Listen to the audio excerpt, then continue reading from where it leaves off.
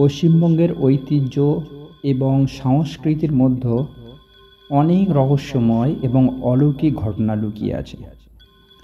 আজকের ভিডিওতে আমরা জানব পশ্চিমবঙ্গের কিছু ভৌতিক এবং অলৌকিক স্থান সম্পর্কে। সতর্ক হন, এই কাহিনীগুলি শোনার পর হয়তো আপনার রাতের ঘুম হারাম হতে পারে। জোড়াসাঁকোর ঠাকুরবাড়ি।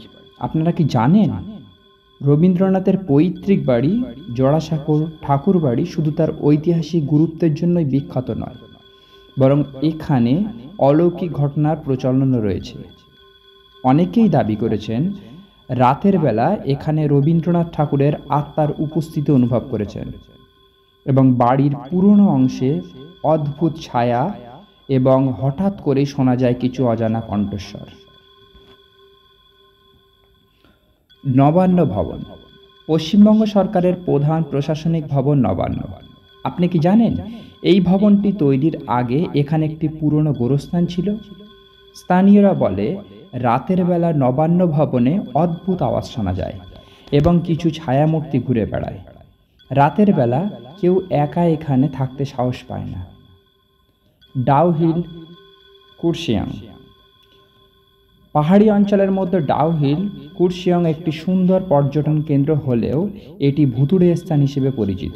স্থানীয়দের মতে ডাউহিলের কাছাকাছি প্রাচীন স্কুলে রাতে অদ্ভুত আওয়াজ, ছায়া এবং অদ্ভুত পদচারণা শোনা যায়।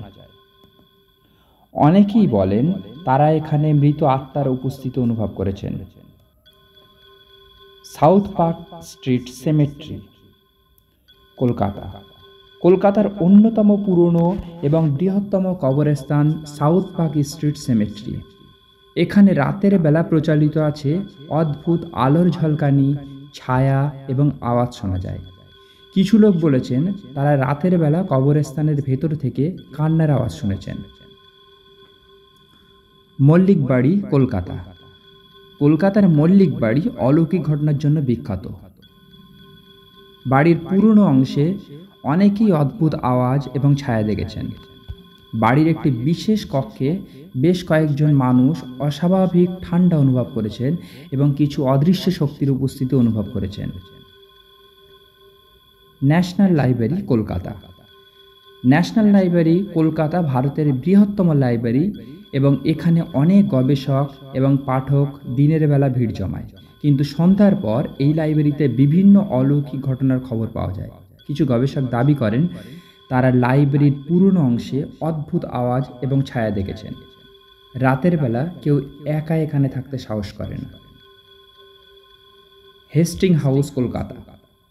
হেস্টিংস হাউস কলকাতা একটি ঐতিহাসিক ভবন যা বর্তমানে কলকাতা বিশ্ববিদ্যালয়ের অধীনে ব্যবহৃত হয়। কথিত আছে এখানে ওয়ারেন হেস্টিংসের আত্মা ঘুরে বেড়ায় এবং রাতে অদ্ভুত আওয়াজ এবং ছায়া দেখা যায়। কিছু লোকের দাবি তারা এখানে হেস্টিংসের পুরনো ছায়া দেখেছেন, যে এখনও তারা পুরনো বসবাসের জায়গায় ফিরে আসে। এই ছিল পশ্চিমবঙ্গের কিছু রহস্যময় এবং অলৌকিক স্থান। আপনি যদি কখনো এই স্থানগুলিতে যান তাহলে সাবধান থাকুন, কারণ রাতের অন্ধকারে এখানে ঘটে যেতে পারে কিছু অদ্ভুত এবং ভৌতিক ঘটনা। আরও এমন রহস্যময় কাহিনী শুনতে আমাদের চ্যানেলটি সাবস্ক্রাইব করুন এবং লাইক বাটনে ক্লিক করুন।